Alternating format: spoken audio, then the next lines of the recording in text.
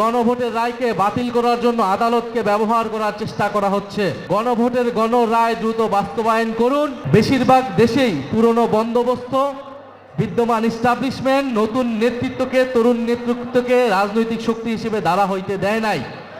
একই ঘটনা বাংলাদেশেও ঘটেছিল। 5ই আগস্টের পর থেকে এই তরুণের শক্তিকে দমন করার জন্য নানান শক্তি, অপশক্তি একসাথে কাজ করেছে। এই নির্বাচনে সর্বাত্মকভাবে রুখে দেওয়ার চেষ্টা করেছে, কিন্তু জনগণের সহযোগিতায় 11 দলের সমর্থনে জাতীয় নাগরিক পার্টি এনসিপি সবাইকে অবাক করে দিয়ে 6টি আসন নিয়ে জাতীয় সংসদে প্রবেশ করেছে। আমরা এই জন্য মহান আল্লাহ তাআলার কাছে কৃতজ্ঞতা জানাই, আপনাদের কাছে কৃতজ্ঞতা জানাই। আপনারা হয়তো 300 আসনে আমরা নির্বাচনে অংশগ্রহণ করতে পারতাম, আপনারা অনেকেই প্রার্থী ছিলেন, আপনারা এবার ইলেকশনে অংশগ্রহণ করতে পারেন নাই। আপনাদের জন্য আমাদের মেসেজটি হচ্ছে, আপনারা স্থানীয় সরকার নির্বাচনের জন্য প্রস্তুতি নেন। আমরা সাধারণ মানুষ 11 দলকে যে ব্যাপক হারে ভোট দিয়েছিল, আমরা সেই ভোট ধরে রাখতে পারি নাই। RICL TMX, যুগের পর যুগ স্থাপনা থাকে মজবুত।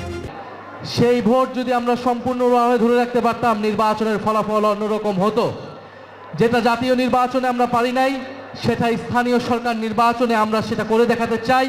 স্থানীয় সরকার নির্বাচনে জাতীয় নাগরিক পার্টি এনসিপি অংশগ্রহণ করবে, আপনারা সেটার জন্য প্রস্তুত নেন।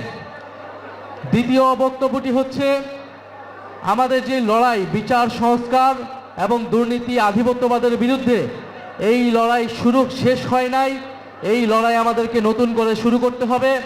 আমাদের সদস্য সচিব বলেছেন, জুলাই সনদ এবং গণভোটের যে গণ রায়, যার ভিত্তিতে নির্বাচন হয়েছে, যার ভিত্তিতে সরকার গঠিত হয়েছে, সেই গণভোটের রায়কে বাতিল করার জন্য আদালতকে ব্যবহার করার চেষ্টা করা হচ্ছে। আদালতকে আবারও দলীয়করণ করার চেষ্টা করা হচ্ছে। আমরা স্পষ্টভাবে বলতে চাই, আদালতকে যদি রাজনৈতিক এজেন্ডার কারণে, নিজেদের দলীয় এজেন্ডার কারণে ব্যবহার করা হয়, চেষ্টা করা হয়, তার পরিণতি খুবই করুণ হবে। বিগত আওয়ামী লীগ সরকার এই একই প্রচেষ্টার মাধ্যমে কিন্তু তার পতন শুরু হয়েছিল। ফলে এখন যারা সরকারে আছেন, আপনাদের প্রতি স্পষ্ট আহ্বান থাকবে, গণভোটের গণ রায় দ্রুত বাস্তবায়ন করুন।